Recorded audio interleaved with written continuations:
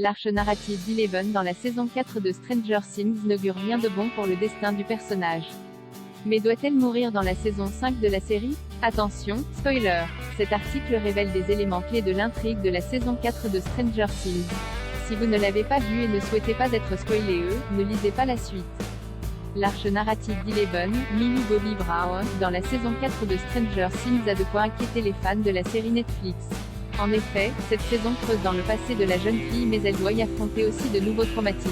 Le fait que la saison 4 se concentre sur Eleven et son désir d'affronter son passé n'a rien d'étonnant dans la mesure où elle fait tout cela pour mieux retrouver ses pouvoirs.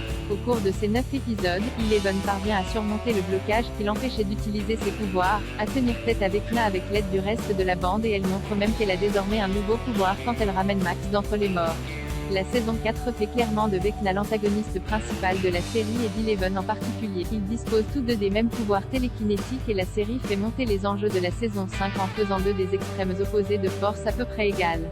Lorsqu'elle prend l'avantage sur lui, la série suggère que c'est grâce à ses amis et sa forte connexion avec eux.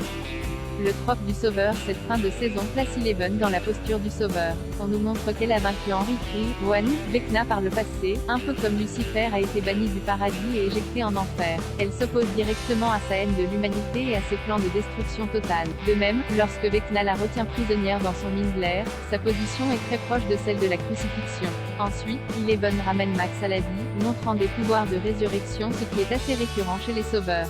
Stranger Things fait donc d'Eleven le sauveur, en opposition à Vecna qui devient l'archétype de l'ange déchu. Ces schémas dessinent de toute évidence les bases pour la saison 5 à venir. La mise en place de sa mort. Tous ces éléments regroupés indiquent qu'il y a de fortes chances pour qu'Eleven meure dans la saison 5. Tout d'abord parce que l'un des marqueurs du sauveur, c'est son sens du sacrifice pour sauver l'humanité. Maintenant que le monde à l'envers a envahi celui d'Hawkins, rendant ainsi Vecna encore plus puissant, il se peut qu'Eleven soit obligé de tout donner pour sauver ses amis, sa famille et le reste du monde du mal qui le gangrène. Elle devra se sacrifier pour sauver le monde de l'Upside Down et de Vecna. En faisant d'Eleven un archétype, Matt et Rose Duffer ne cachent pas leurs intentions sur sa mort à venir, et puisque la série se conclut avec la saison 5, plus aucun personnage n'est à l'abri. Le plan original de la saison 1 était déjà de tuer Eleven au moment où elle affronte le Démogorgon en se sacrifiant pour détruire tout l'Upside Down.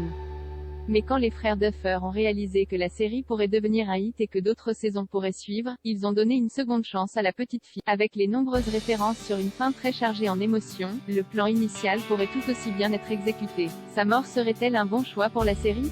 Tuer Eleven dans une saison 5 qui aurait fait un bond dans le temps serait osé et intéressant. Si le niveau d'écriture est assuré, cela pourrait effectivement rajouter de la charge émotionnelle et répondre à la réalité brutale que la série dépeint depuis le début. Ce qui se joue désormais avec Vecna n'est ni plus ni moins que la destruction de l'humanité tout entière. La dévastation de perdre Eleven ajouterait une dose de chagrin à ce qui serait sans cela une fin heureuse. Aucune des saisons précédentes ne s'est terminée sur une note purement positive et joyeuse, chacune se concluant sur une tonalité douce amère. Le sacrifice d'Eleven pour sauver ses amis, et l'humanité dans son ensemble, devient ainsi de plus en plus probable pour la conclusion de la série. Cela ferait une fin à la fois amère, triste, pleine d'espoir et édifiante. Tout ce que les frères Duffer aiment, quels que soient les nouveaux personnages ou monstres qui apparaîtront dans la saison 5, la fin de la saison 4 indique clairement que la dernière saison ne ressemblera à rien de ce que la série a montré auparavant. Avec la fin de la série, tout est permis. Et avec des enjeux si élevés et des archétypes mis en place si clairement, les fans de Stranger Things ont de quoi s'inquiéter et se préparer à assister à une mort déchirante.